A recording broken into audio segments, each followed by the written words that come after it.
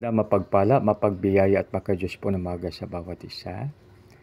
Welcome po kayo sa ating gawain. Maraming salamat po sa iyong panahon na tayo ay sama-sama sa muli upang pakinggan ang salita ng ating Panginoon, ang magandang balita. Dito na po tayo sa mga awit 31:24, akin pong babasahin. Magpakatatag kayo at lakasan ang loob, kayong kay Yahweh nagtiwalang lubos. Mga kaibigan, tayo na po'y manalangin. Panginoon, maraming salamat sa iyong kagandahang loob, o Panginoon. Sa pangalan ni Jesus, namin pa yung tagapagligtas. Amen.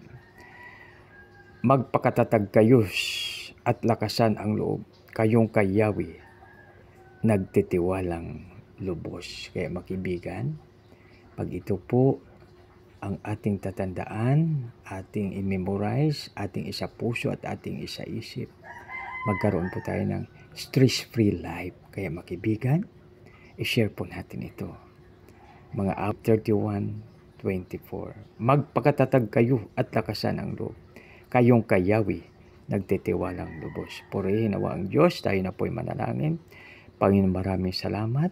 Tulungan mo po kami, O Lord, na palaging matatag dahil sa iyong pagbibigay ng lakas sa amin. Lord, bigyan po kami ng stress-free life, O Lord, at gamitin mo po kaming lahat sa makapanging paraan para sa iyong kaluwalhatian, O Lord.